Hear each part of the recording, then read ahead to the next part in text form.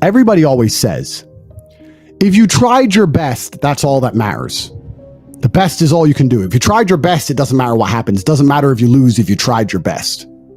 Most people have heard that before. But there is a secret to the universe that most don't know. If you actually try your best, you can't lose. Not pretend to try your best, not try your best 90% of the time, not try your best with excuses. If you genuinely try your best all of the time, all day, every day, it's impossible to lose. So when people say, if you tried your best, it's okay to lose, that is a logic fail. Because if you lost, you didn't try your best in the first place. If you actually try your best, it is impossible to fail in this life. God is watching and he rewards those who want it the most. If you want it the most, you can have it. It's a competition. Every dollar you want, the house you want, the car you want, other people want, you have to win. You have to want it the most and genuinely do your best, because most people aren't capable of doing their best anymore. To get up every day, whether they feel like it or not, and perform regardless. That is the secret. You cannot fail if you try your best. So if you don't have the car you want, the woman you want, the relationship you want, the friends you want, the house you want, you haven't been trying your best. Because I guarantee you, the second you do, you'll have all of it. I believe there's only 3 reasons people are not rich. One of 3 reasons. They're either stupid, arrogant, or lazy. Stupid is actually the smallest category. People think, oh, you know, there's a lot of stupid people. There are, but I know a lot of stupid people with a lot of money, right? There's so much money in the world. To be too stupid to generate money, I think is less than 5% of the population. We're genuinely too dumb to ever make a good wage. Then you have arrogant and lazy, and these are the 2 most common. Lazy because people just, oh, you know, but I need time to myself. Oh, you know, but it's the evening. Or, you know, it's hyper competitive. There are people who do not need times to themselves. There are people, there's an Indian in Islam, or there's a guy in Islamabad who'll do your job online for $3 an hour and he doesn't sleep. You're gonna lose, right? So if you're gonna be lazy in any regard, you have to understand there are people like me who are billionaires who work 18 hours a day. When I finish this, I get into my car and I open my laptop and I work on my way to my next appointment. I'm gonna work all night until the day I go. When I go to sleep, I close my laptop and I'm asleep a minute later. I work. That's all I do. Lazy is a big problem because people go, oh, but I just want to relax. If you just want to relax, that's fine. But you're competing against people who just don't want to relax, and you're going to lose. And the last, and I'd say that's around, a lot of people have that element to them. A lot of people are lazy. That's about 50% of people. But the main reason people are not rich is because they are arrogant. If you were to take somebody who says, I'm doing my best, I'm really trying, and you were to get an exact schedule of their last week and find all the times they've wasted time, you'd say, look, you've wasted time, wasted time, wasted time, wasted time. You know what's actually amazing? Most of those people are not even self-reflective enough to go, you're right, I'm not trying my best. You know what they'd say? Well, I have to rest sometimes. Well, I have to have a social life. Well, they'd be so arrogant because they're arrogant. I had to do my Facebook. Yeah. No matter, you'd even show them, here's where you fucked up. Well, you know, I have to, you're crazy. And then they go back to being a loser. A lazy person thinks he's working too hard, and a successful person thinks he isn't working hard enough. And we're doing 20 times the work they are. And we're like, oh, I could have done more, could have done this. Oh, I missed that today, can't miss that again. Oh, I should have taken that call. I should have flown there. I should have. That's, you know, we have guilt about it. They don't give a solitary fuck. And even if you pointed it out to them, they'd sit there and go, oh yeah, and they'd make some excuse for it. It's the brutal arrogance of people. Perhaps 50, 60 years ago, you could be a normal man with a normal job, have a normal life and a normal wife and a normal house and a normal car and be happy. But the world we are now living in is proving that being a normal man is nothing more than slavery. Being a normal law-abiding citizen with a normal income and a normal wage and one passport and a normal wife is gonna leave you depressed. Sooner or later, it's just gonna leave you, you're gonna end up fucking suicidal and miserable.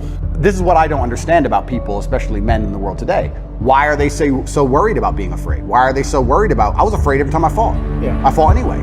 Like, I don't let fear guide what I'm gonna do. I do what I'm supposed to do regardless of how I feel. So I don't see anything wrong with feeling fearful. I don't see anything wrong with feeling stressed or under pressure or anxious. All these things men are trying to get rid of. And I talk about men specifically. I gender this because I'm a man. I don't know how it feels to be a woman. But all these things that people are trying very hard to get rid of from their brains, I don't see why they need to leave. I will argue the point that if I feel anxious and pressured and stressed and fearful, I will get more done than if I was happy.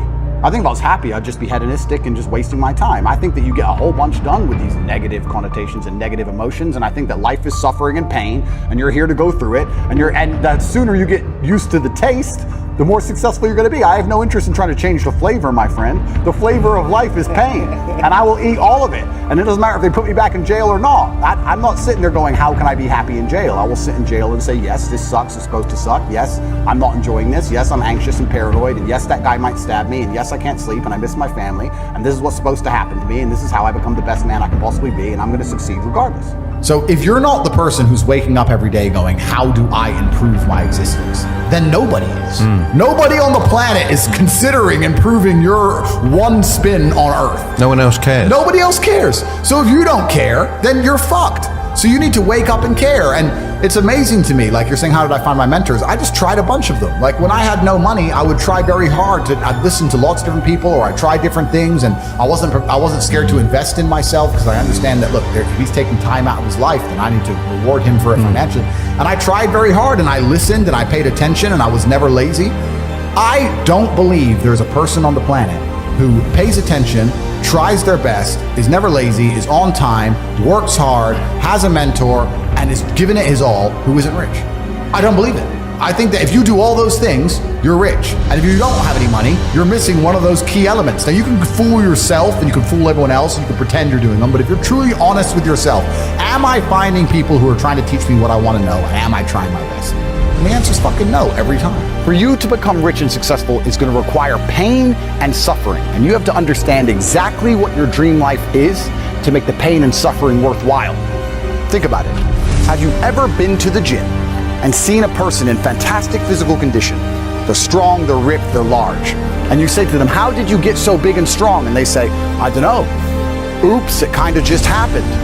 Or have you ever found a really rich man or a very successful man and said, how did you become rich and successful? And he goes, I don't know, bro. I just woke up one day and it kind of happened and now I'm living my dream life. No, there is a very detailed plan and roadmap. For you to become strong, you must eat a certain way. You must train a certain way. For you to become rich, you must earn money a certain way. You must understand exactly how you're going to make money, whether you're going to be a public-facing figure like me or a man of the shadows with millions of dollars. Unknown, but extremely powerful. You have to design your dream life. What house are you going to live in? Who's your woman going to be? Is she blonde? Is she brunette? What car are you going to drive? Have you even gone on the internet and spec'd your car? You can design your dream car right now for free on the internet, and you can choose the color.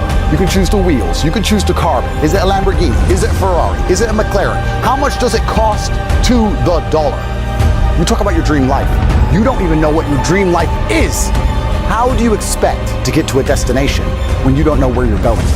The last thing I am is a hater. If you make a bunch of money and you pull up next to me in a Lambo, I'm going to be the guy who shakes your hand and says, gee, boom, you escaped the Matrix. Congratulations. Welcome to the free world. That makes me happy. I want all of you to win. I'm not a hater. I'm not out here hoping I get to win and you lose. If you lose, you deserve to lose because you didn't take action. If you take action, you will win.